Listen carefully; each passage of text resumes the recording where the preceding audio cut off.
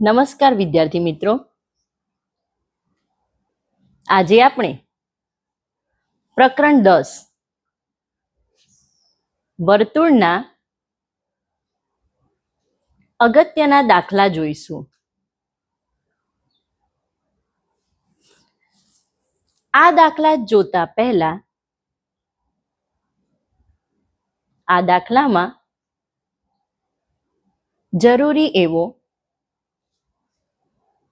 પાયથાગોરસનો પ્રમેયની સમજ મેળવીશું. પાયથાગોરસ પ્રમેય કાટકોણ ત્રિકોણને લાગુ પડે છે. કાટકોણ ત્રિકોણ એટલે જે ત્રિકોણમાં કોઈ એક ખૂણો 90 અંશ ધરાવે. અહીં આકૃતિમાં આપ જોઈ શકો છો, ત્રિકોણ એ બી સી આપેલ છે. આ ત્રિકોણમાં ખૂણો બી જે 90 અંશ ધરાવે છે, એટલે કે ખૂણો બી કાટખૂણો છે. કાટખૂણાની સામેની બાજુ એક કર્ણ કહેવાશે.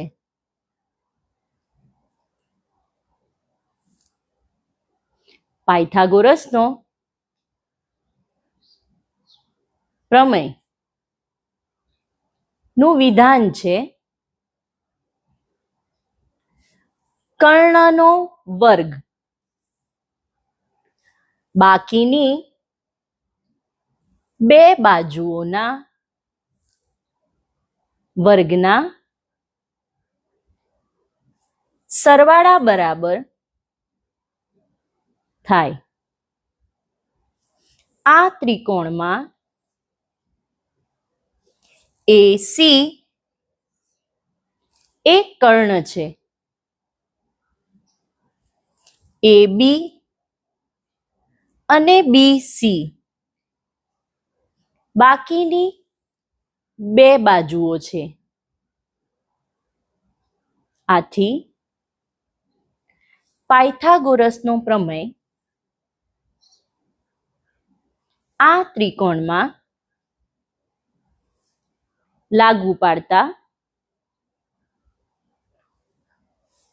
એસી નો વર્ગ એટલે કે કર્ણનો વર્ગ બરાબર એ બી નો વર્ગ વત્તા બીસી નો વર્ગ જે બાકીની બે બાજુઓનો સરવાળો છે. વિદ્યાર્થી મિત્રો, આ પાયથાગોરસ પ્રમેય આગળના દરેક દાખલા માટે આપને ઉપયોગી નીવડશે. તો આવો દાખલા જોઈએ.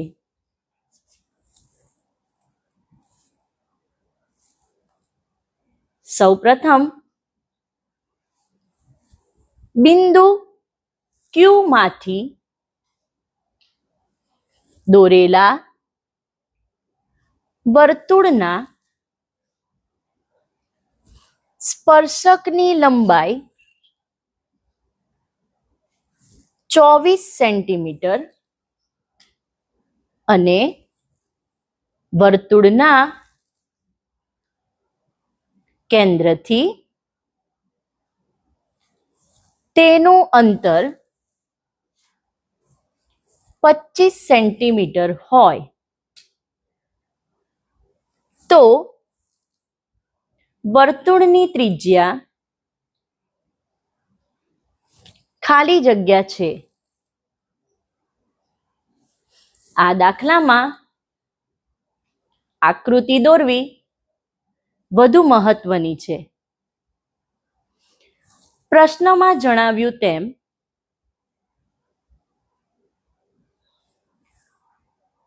બિંદુ Q માંથી વર્તુળનો સ્પર્શક, જે આપણે અગાઉના વિડીયોમાં સ્પર્શકની સમજ મેળવી છે, તો અહીં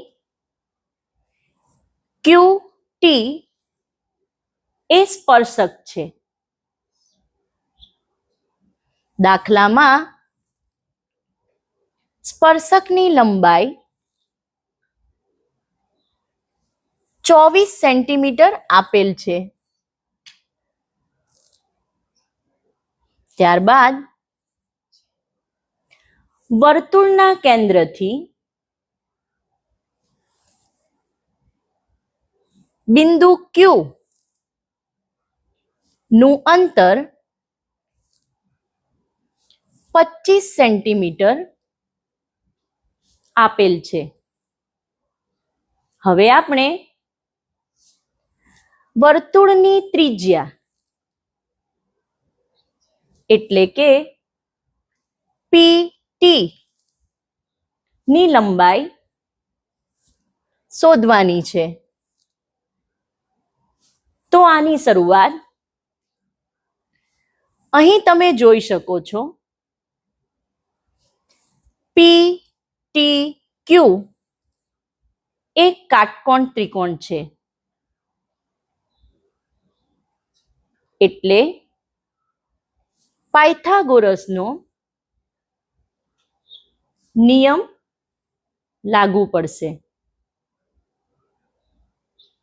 તે મુજબ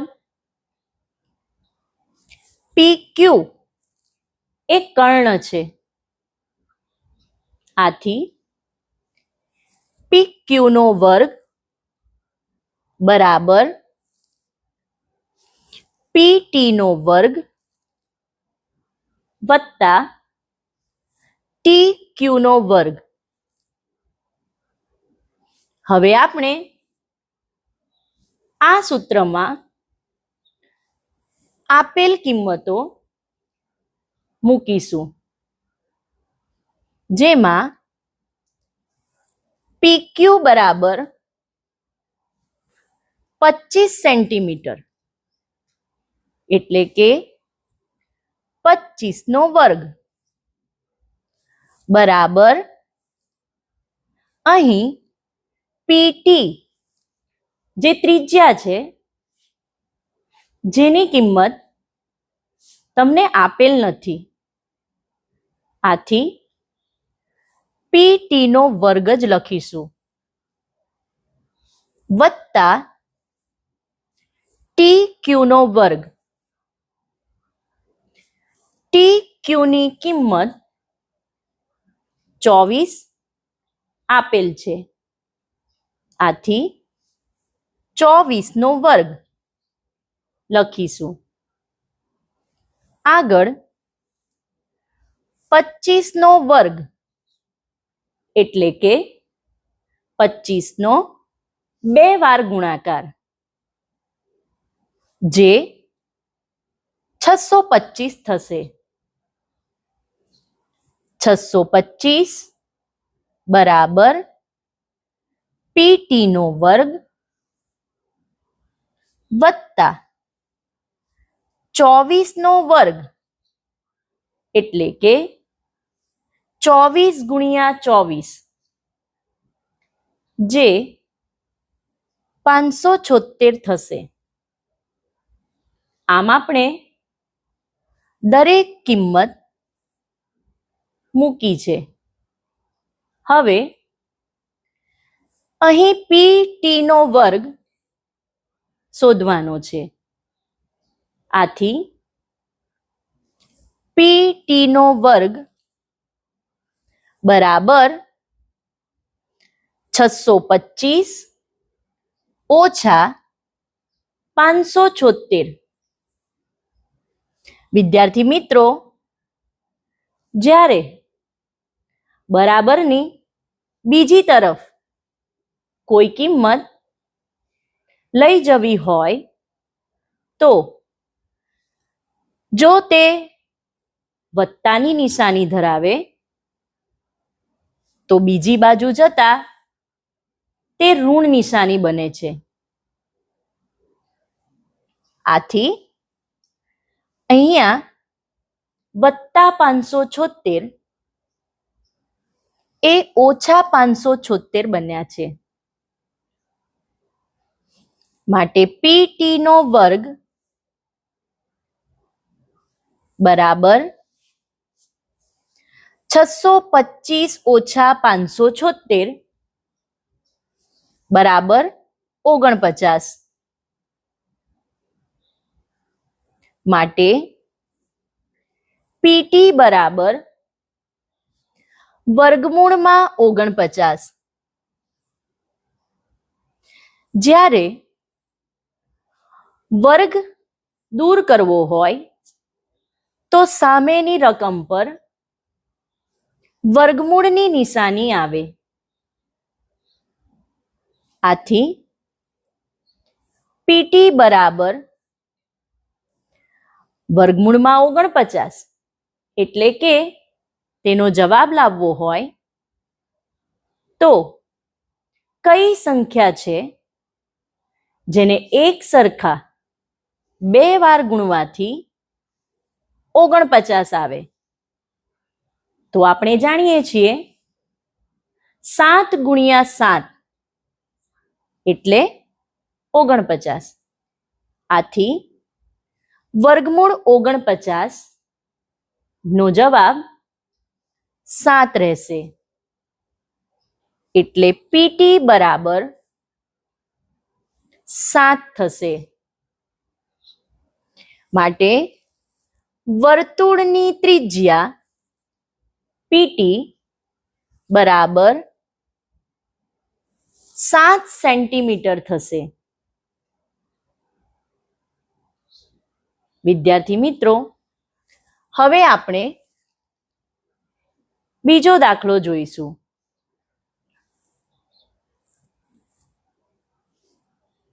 બીજા દાખલામાં P કેન્દ્રિત વર્તુળની ત્રિજ્યા 20 સેન્ટીમીટર, AB એ P કેન્દ્રિત વર્તુળની એક જીવા છે. તમે આકૃતિમાં જોઈ શકો છો P કેન્દ્રિત વર્તુળ છે અને AB વર્તુળની જીવા છે. જો AB બરાબર 32 સેન્ટીમીટર, જે આકૃતિમાં લખેલ છે, AB બરાબર 32 સેન્ટીમીટર, તો AB નું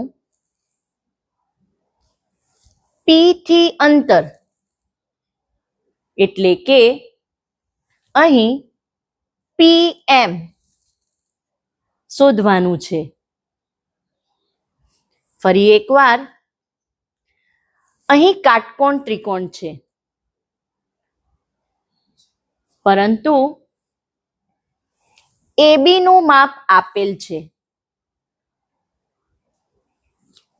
AM નું માપ આપેલ નથી. તો આપણે AM નું માપ શોધીશું. અહીં M એ મધ્ય બિંદુ છે આથી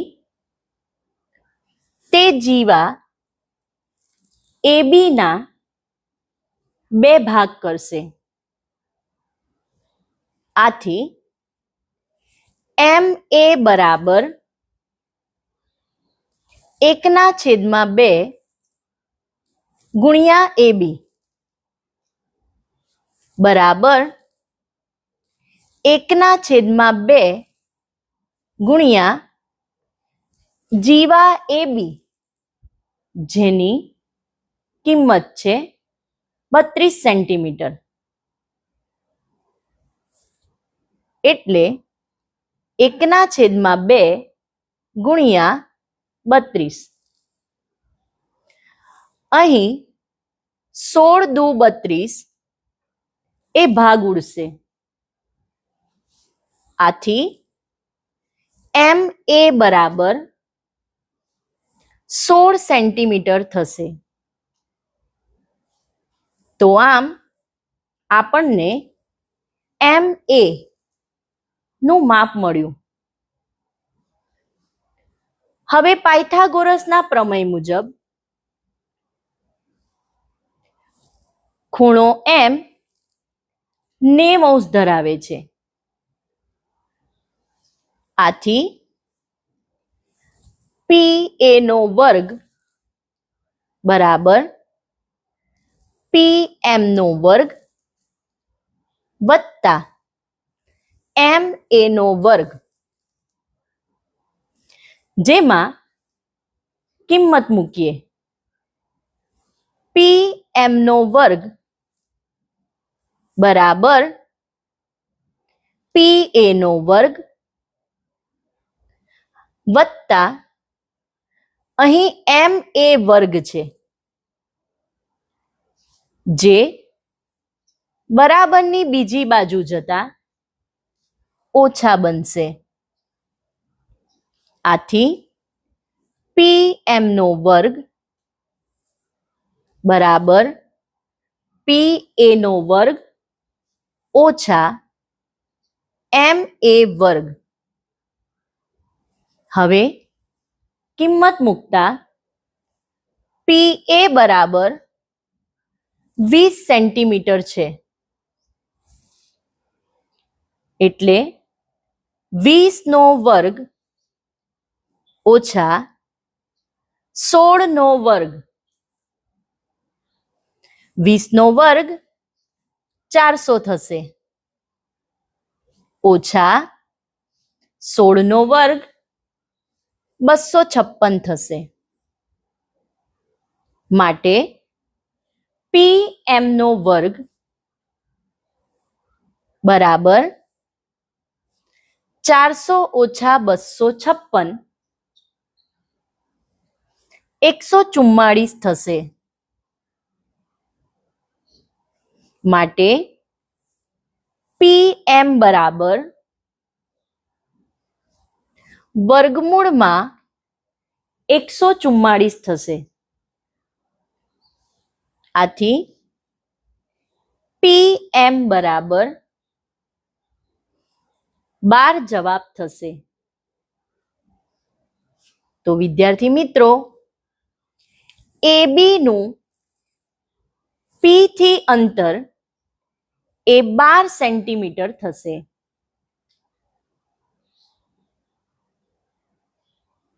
થેન્ક યુ.